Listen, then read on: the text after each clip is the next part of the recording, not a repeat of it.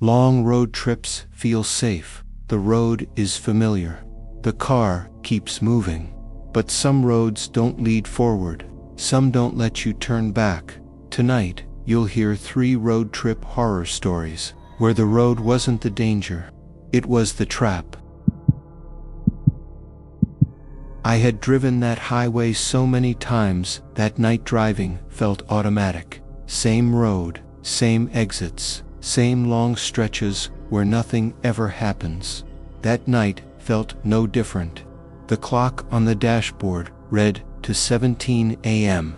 The kind of hour where your mind starts drifting, not asleep, not fully awake, just moving forward.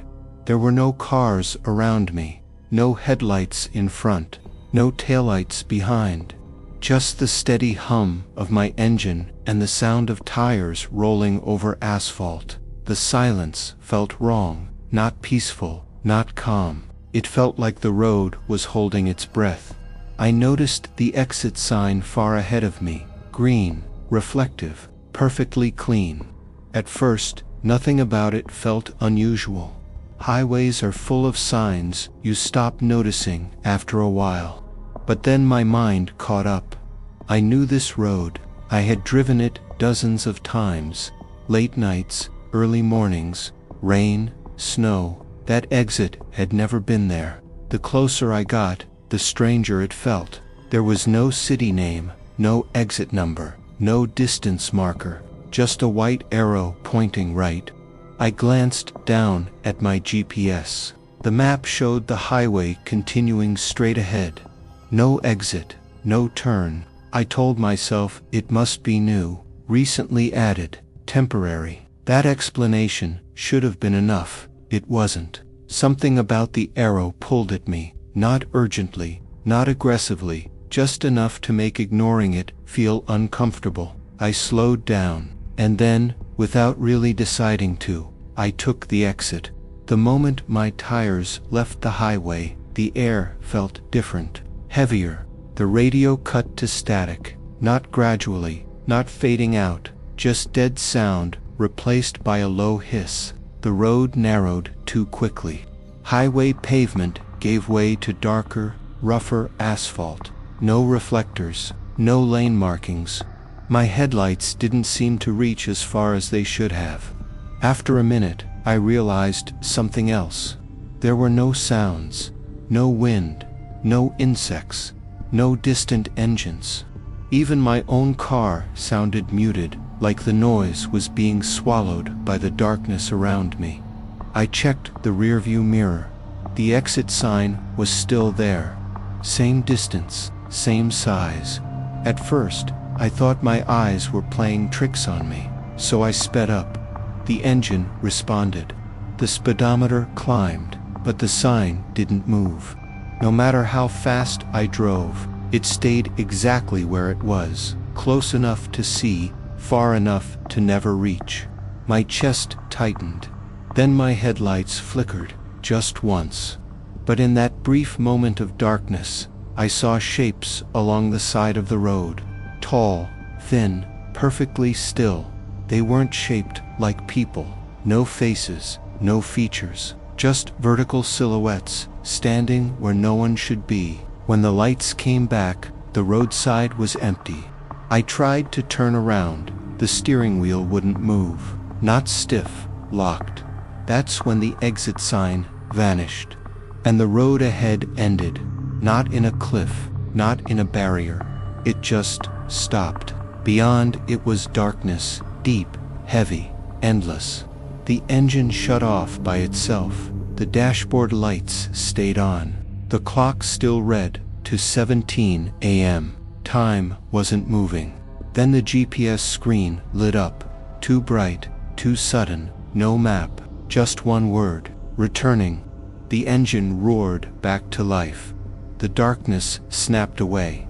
I was back on the highway, surrounded by cars, noise, motion. The clock read to 18 a.m. 1 minute later, weeks later, driving that same road, my GPS chimed softly, rerouting. For just a second, I saw the arrow pointing right again. I didn't hesitate. Some roads only give you one chance to leave. The snow started falling just after midnight. Not heavy at first, just enough to blur the edges of the road and swallow distant headlights. I was driving alone through a stretch of highway that barely saw traffic even during the day. At night, it felt abandoned. No houses, no exits, no lights beyond what my headlights could reach. The kind of road where stopping feels like a mistake. I remember thinking that if my car broke down out there, no one would find me until morning. That's when I saw him, a man standing on the side of the road.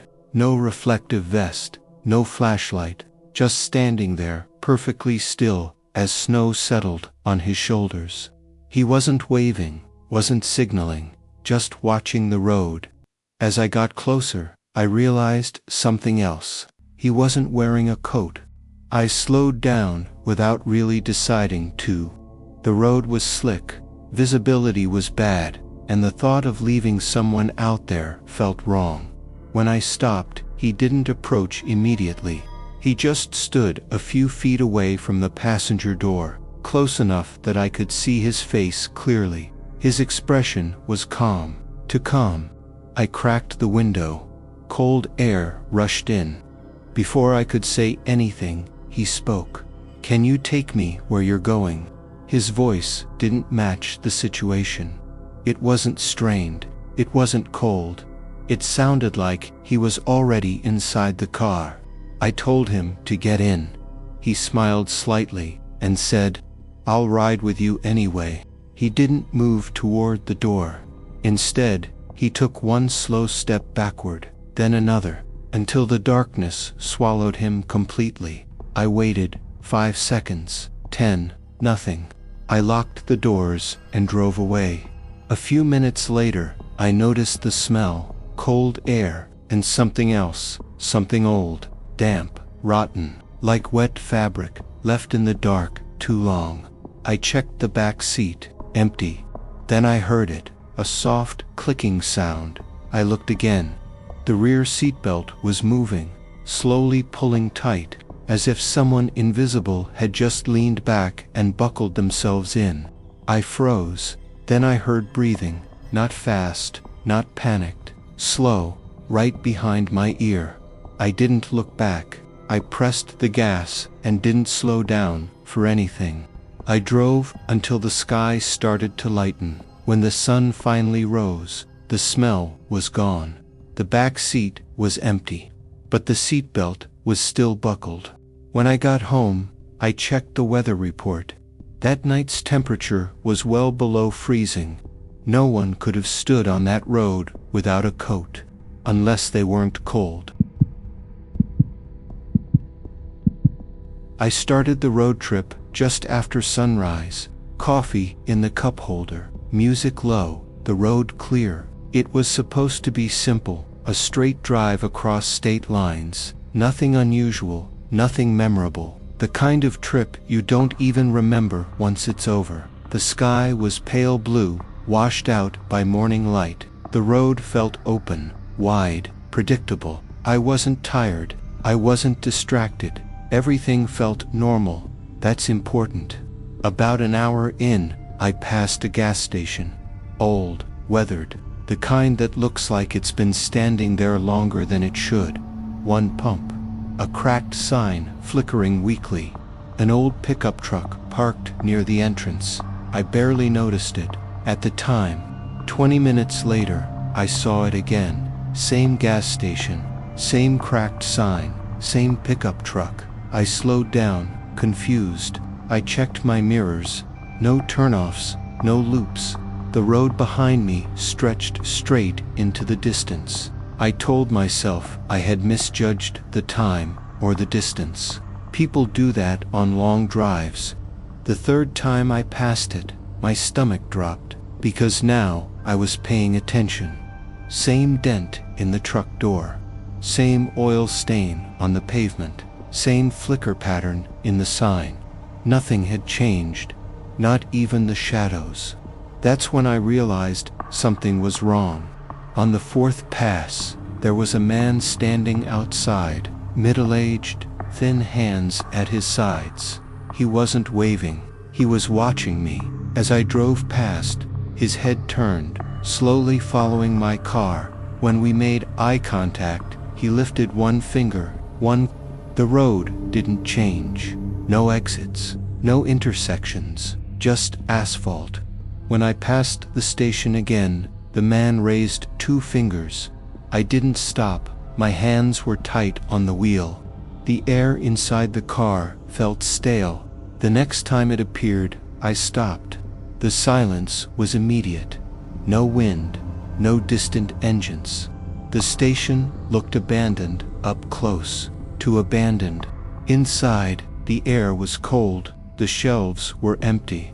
The register was dusty. A clock hung on the wall. Its hands were moving backward, tick, tick. Behind the counter, written in the dust, were words. "Don't stop next time." I ran back to my car and drove. The station vanished behind me. The road stretched endlessly forward. No curves, no landmarks. The fuel gauge dropped fast, too fast. As the car passed me, I saw myself behind the wheel, eyes wide, hands shaking, driving in the opposite direction, toward the gas station. I woke up in my car, parked at the gas station, the sun low in the sky. The man stood outside. He looked at me and raised one finger. A Dusk Veil production. If you enjoy this story, stay with us. There are more nights and more voices waiting to be heard. Subscribe to Dusk Veil if you dare.